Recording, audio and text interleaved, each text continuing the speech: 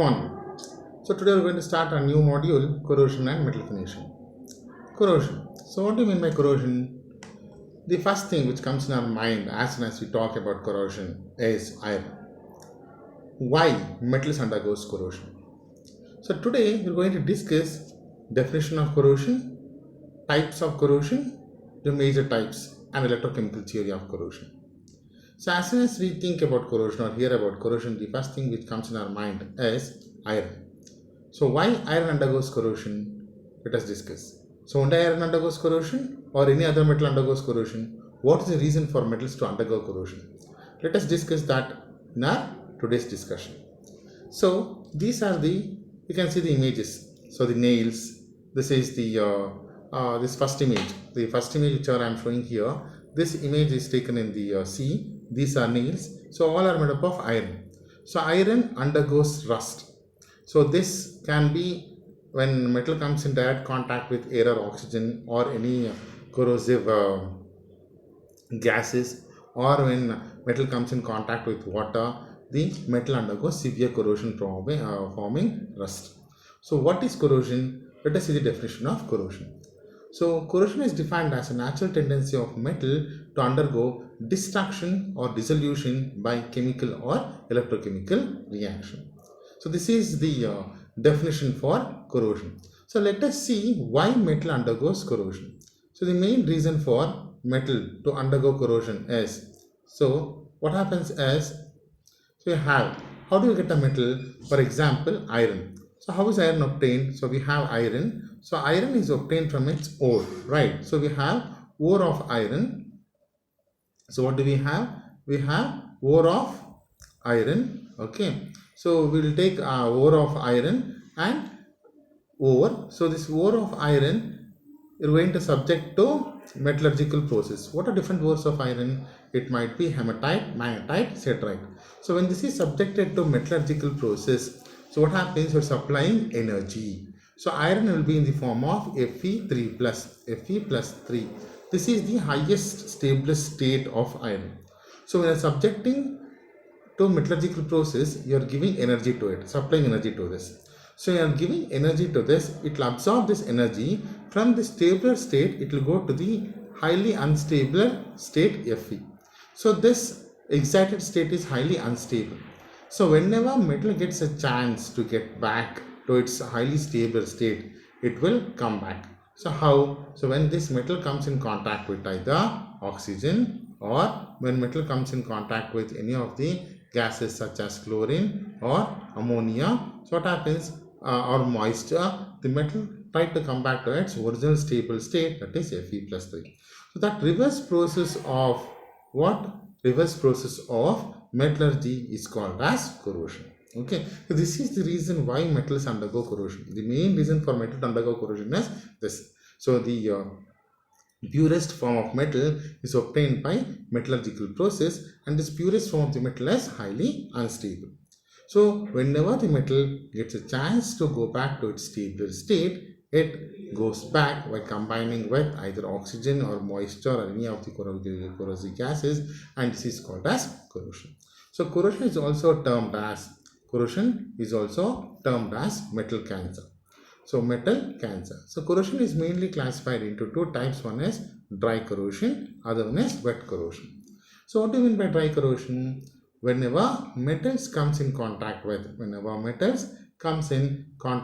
either chlorine or ammonia or any of corrosive gases, bromide, iodide. Okay, so what happens? Metal undergoes corrosion, maybe H2S, okay, in absence of moisture. That is called as dry corrosion. For example, we have Taj Mahal, right? So what is Taj Mahal? Taj Mahal is one of our seven wonders, whatever we call it as, right? It exists in India, so Agra. So what happens? Taj Mahal is made up of marble, pure white marble. So this Taj Mahal, once it is pure white. So what is Agra famous for? It is famous for even leather, right? Tannery industry. So in order to extract this tannery, they are going to the exhaust of this tannery industries as sulfur. So this and Agra is also famous for Yamuna river. So of course, there is no Yamuna river as such now. It is completely polluted and it is converted to gutter, isn't it? So what happens? The pollutants coming out of this tannery industries and as well as the Yamuna river, when it comes in contact with this pure white marble, that is calcium, it will get oxidized. It will react with that and it will get converted to calcium sulfide. The calcium sulfide is yellowish in color. So because of that, the Taj Mahal color is diminished from pure white to yellowish. So that is the example for dry corrosion. That is the reason every now and then Taj Mahal will be bleached, not to remove that. So if the small pores or holes are formed, then rate of corrosion will be very high. That is one of the example of dry corrosion. So next we have wet corrosion. So what do you mean by wet corrosion? So as name indicates, in presence of water, presence of moisture, if corrosion occurs, it is called as wet corrosion. It is also called as electrochemical corrosion.